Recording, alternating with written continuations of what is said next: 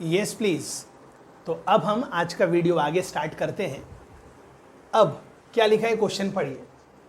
The order of differential equation whose general solution is given by this.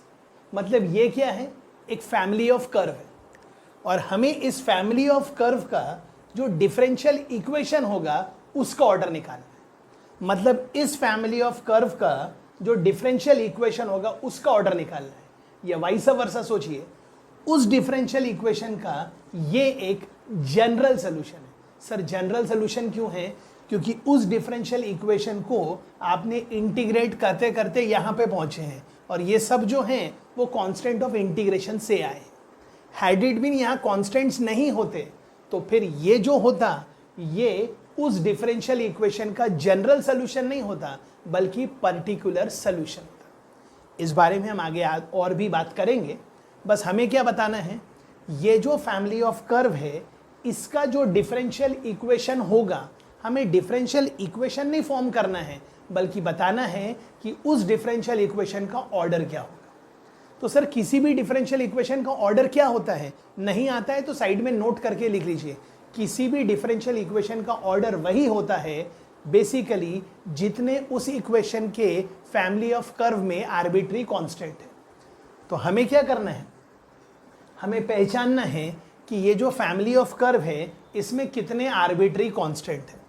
अब कुछ लोग कितने सीधे हैं वो पता क्या बोलेंगे, 1 2 3 4 5। गलत। सर क्यों? क्योंकि ये तो एक ही कांस्टेंट है। ओके। और ये जो लिखा है सर क्या, C5 इंटू ई का पावर x प्लस C5, तो ये लिखा है C4 इंटू ई का पावर C5 इंटू ई का पावर x। ये भी एक ही कांस्टेंट है तो आप इसको K2 बोल दो और इसको K3 बोल दो। मतलब ये जो फैमिली ऑफ कर्व है इसमें अब कितने कांस्टेंट्स है, 3। तो अगर 3 कांस्टेंट है तो उस डिफरेंशियल इक्वेशन का ऑर्डर क्या होगा, 3। That's all. गुड, ठीक है। नेक्स्ट क्वेश्चन लिखिए। पर ये क्वेश्चन बहुत आसान है क्योंकि इसका पैरेलल क्वेश्चन हम पिछले वीडियो में कवर कर चुके हैं। मतलब ये आपके लिए होमवर्क रहेगा। तो लिखिए, क्वेश्चन है form the differential equation for the family of circles. For the family of circles मतलब आपको फैमिली ऑफ सर्कल्स की इक्वेशन गिवन है। और क्या है equation, x² plus y² minus 2ay equal to 0 where a is any arbitrary constant. बस आप समझ गए। ये अगर फैमिली ऑफ कर्व की इक्वेशन है तो अगर आपको इसका डिफरेंशियल इक्वेशन निकालना है तो आपको इसको कितने बार डिफरेंशिएट करना है, आपको इसको उतने बार डिफरेंशिएट करना है जितने इसमें कांस्टेंट है। और इसमें कितने कांस्टेंट है, 1। तो कितने बार डिफरेंशिएट करेंगे, 1 बार। तो प्लीज़ इसको 1 बार डिफरेंशिएट करिए। तो जब आप इसको डिफरेंशिएट करेंगे तो x² का डेरिवेटिव क्या हो जाएगा, 2x। y² का डेरिवेटिव क्या होगा, 2y इंटू dy/dx। और ये लिखा था इक्वल टू 2ay, मतलब ये हो गया 2a। आई होप हम सही लिख रहे हैं, हाँ सही लिख रहे हैं, equal to 2a into dy/dx। बस अब आपको किसकी वैल्यू निकालना है, 2a की। तो यहाँ से 2a की वैल्यू निकालिए और वो क्या है, वो है x² plus y² upon y। और ये लिखा है 2x प्लस 2y dy/dx और यहाँ पर भी dy/dx मल्टीप्लाई। बस। तो ये जो आंसर आ गया ये क्या है, ये कुछ नहीं बल्कि ये फैमिली ऑफ सर्कल्स का डिफरेंशियल इक्वेशन है। चाहो तो इसको एक प्रॉपर फॉर्म में अरेंज कर लो और जैसा भी ऑप्शन में दिया है उस हिसाब से उसको टिक कर लो। Done, okay. नेक्स्ट। अब नेक्स्ट क्वेश्चन बढ़िया है, लिखिएगा प्लीज। नेक्स्ट क्वेश्चन क्या है, नेक्स्ट क्वेश्चन है जी, नेक्स्ट क्वेश्चन है मैं आपको एक क्वेश्चन दूंगा और 4 ऑप्शन होंगे, तो लिखिए the differential equation which is represented by the differential equation which is represented by the family of curve y is equal to c1 into e का पावर, ध्यान से, हाँ, c2x, c2 plus x नहीं है, c2x है. The differential equation which represents the family of curve where c1 and c2 are arbitrary constant is, और आपके पास 4 option है.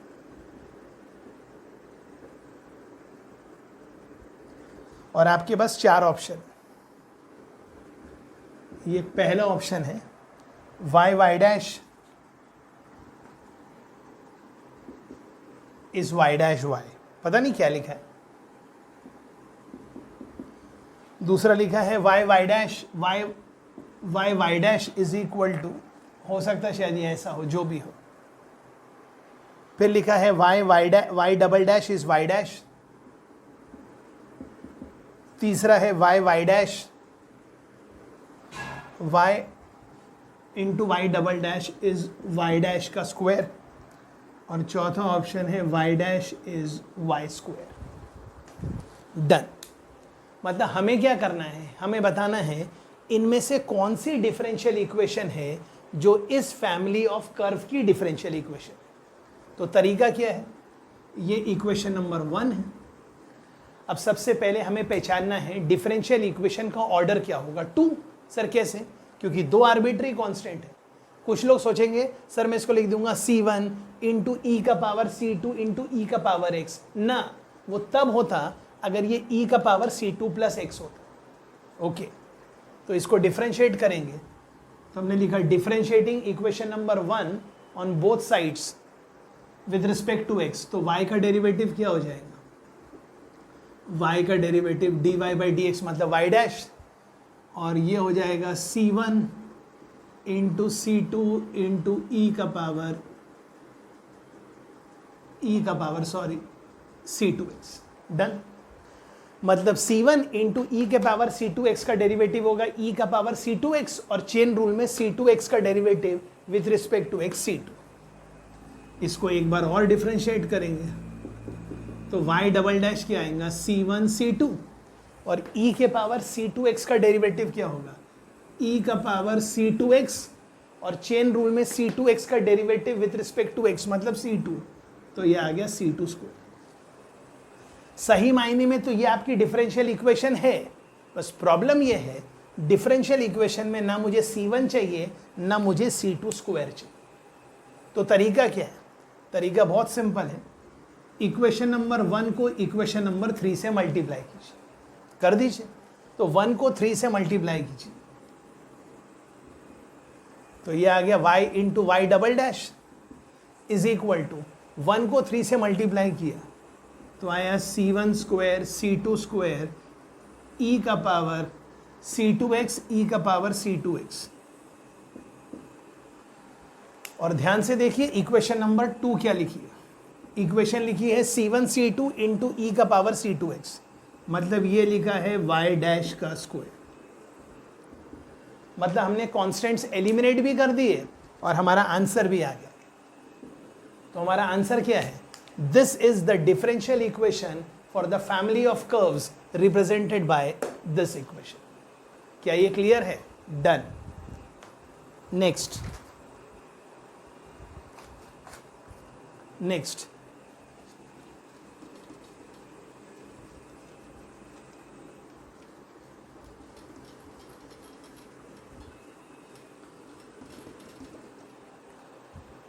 है, हमें निकालना है क्या, तो लिखिए find the order and degree.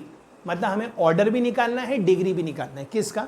Find the order and degree of the differential equation for the family of parabolas whose axis is x axis. Okay, मतलब हमें वो तमाम पैराबोलास जिनकी एक्सिस x एक्सिस है, एक्सिस x एक्सिस है मतलब symmetric about x axis है, मतलब ये क्वाड्रेटिक इन y है. मतलब आप ऐसा बोल सकते हैं ये उस फैमिली ऑफ पैराबोला का एक मेंबर है. ये दूसरा मेंबर है, ये भी एक मेंबर है, ये भी एक मेंबर है, ऐसे बहुत सारे मेंबर्स हैं। मतलब इन जनरल आपकी इक्वेशन क्या है, y square is equal to 4ax। तो अभी के लिए मैं मान लेता हूं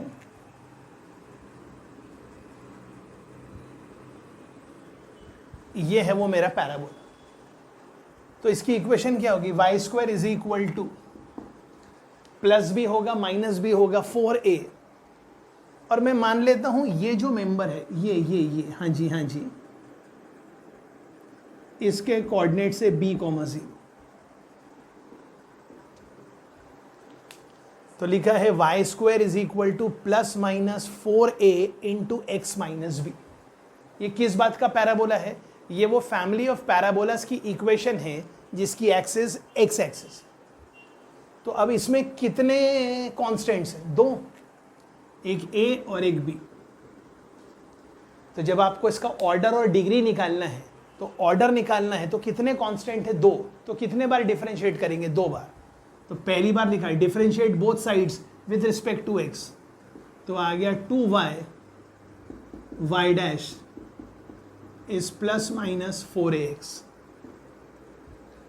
इसको और एक बार डिफरेंशिएट कर दीजिए, तो 2 बाहर रखिए, तो ये हो गया y into y double dash, I hope product rule आ रहा है, प्लस y डैश का square equal to plus minus 4। Done. तो अब हमें बताना है इस डिफरेंशियल इक्वेशन का ऑर्डर क्या है और डिग्री क्या है। तो हाईएस्ट ऑर्डर ऑफ डेरिवेटिव क्या है, 2। तो ऑर्डर है 2 और डिग्री क्या है, y डैश का पावर क्या है, 1, तो 1। तो ऑर्डर है 2 और डिग्री कितनी है, 1। ओके, और यहां से आपको प्लस माइनस 4a की वैल्यू चाहिए। एक मिनट, प्लस माइनस 4a की वैल्यू चाहिए। राइट, वेट करिए, सही बोल रहे हैं आप। अभी अपन ने क्या किया, अच्छा ये पहली बार डिफरेंशिएट, ये था पैराबोला, राइट। तो पहली बार आ गया ये, अच्छा पहली बार ये आ गया, तो दूसरी बार तो यहाँ 0 ही आ गया ना, बराबर। सही है, यहाँ तक आ गया, इसलिए ऑर्डर आ गया 2 और डिग्री आ गई 1। क्लियर है ये, right.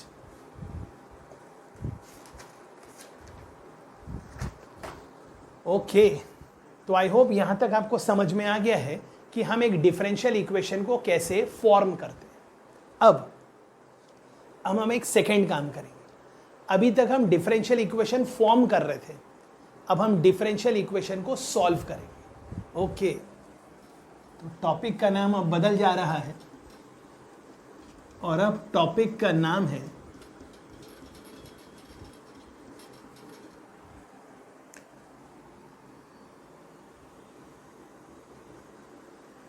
Solving of differential equation.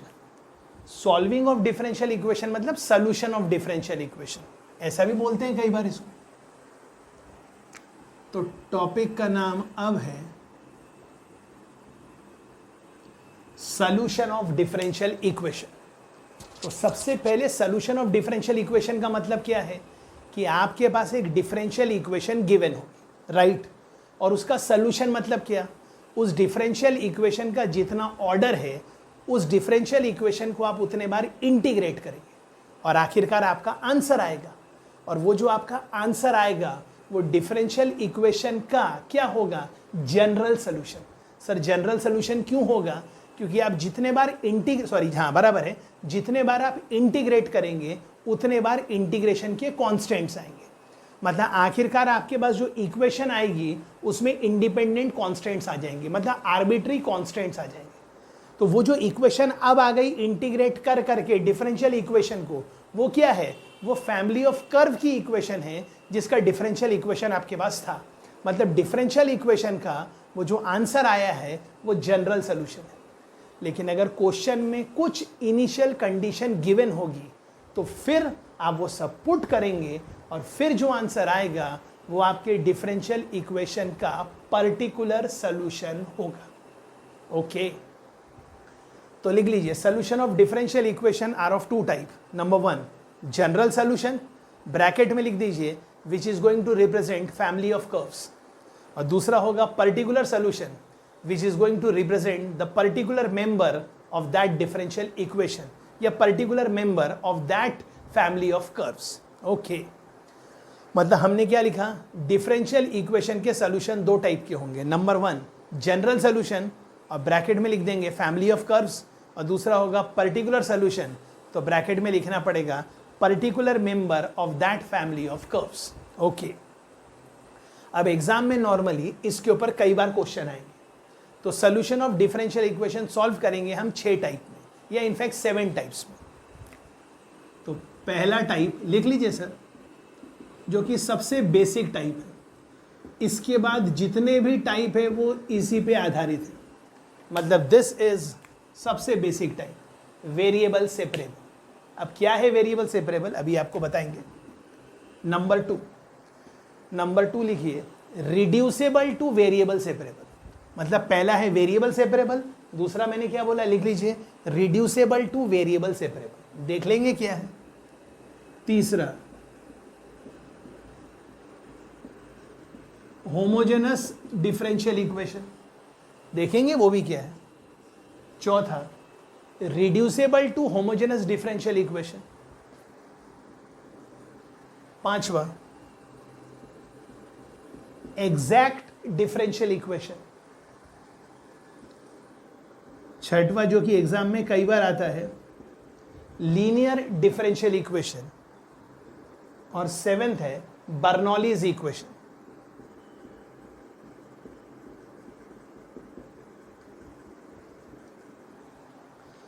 मैं फिर कहना चाहता हूं, डिफरेंशियल इक्वेशन को सॉल्व करने में हमारे पास 7 टाइप्स आएंगे। 7वां है बर्नौलीज, उसके पहले है लीनियर डिफरेंशियल इक्वेशन, उसके पहले है एग्जैक्ट, उसके पहले है रिड्यूसेबल टू होमोजेनस, उसके पहले है होमोजेनस, उसके पहले है रिड्यूसेबल टू वेरिएबल सेपरेबल, और सबसे पहले क्या है, वेरिएबल सेपरेबल। तो लिखिए सर पहला टाइप वेरिएबल सेपरेबल। और इसको समझाने के लिए सबसे बेस्ट एक एग्जांपल लूंगा जहां से हमने स्टार्ट किया था formation of differential equation. Okay, तो मैं क्या कहना चाहता हूं,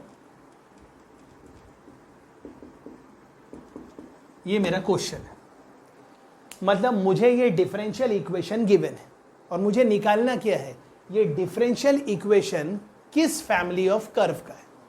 तो क्वेश्चन लिख दीजिए, find the family of curve whose differential equation is this, right? और टॉपिक का नाम है वेरिएबल सेपरेबल। तो आप समझदार हैं, मैंने क्या किया अब आपके सामने ये लिखा dy by y equal to dx by x, मतलब हो गया वेरिएबल सेपरेबल। दोनों तरफ कर दिया इंटीग्रेट, तो dy by y का इंटीग्रेशन क्या हो गया ln y, dx by x का इंटीग्रेशन क्या हो गया ln x, plus constant of integration c। तो ये देखो मैंने c लिख दिया। अब मैंने c लिखा तो ln c भी तो कांस्टेंट है, मतलब मैं जिसको c बोल रहा हूं वो ln c है। अब ऐसा हम क्यों बोल रहे हैं आगे आप फटाफट समझ जाएंगे। अब इसको c ना बोलते हुए आप ऐसा भी बोल सकते हैं ये ln c है, तो मैं इसको ln m बोल देता हूं, मतलब जिसको मैं c बोल रहा था वो ln m है। अब आप समझ जाएंगे क्यों। दोनों तरफ एंटी लॉग ले लेंगे तो आंसर आ गया y equal to M X. और ये y equal to M X क्या है, ये y equal to M X basically family of straight lines की इक्वेशन है पासिंग थ्रू ओरिजिन। मतलब ये डिफरेंशियल इक्वेशन इस फैमिली ऑफ कर्व का डिफरेंशियल इक्वेशन है। जबकि इसके पहले जब हमने फॉर्मेशन ऑफ डिफरेंशियल इक्वेशन किया था तो हमें ये दिया था, हमने ये निकाला था, आज हमें ये दिया है और हमने ये निकाला है। आज के वीडियो के लिए इतना काफ़ी है, कल हम ढेर सारा पढ़ेंगे और पूरे 7 टाइप्स कवर करेंगे। Right, thank you.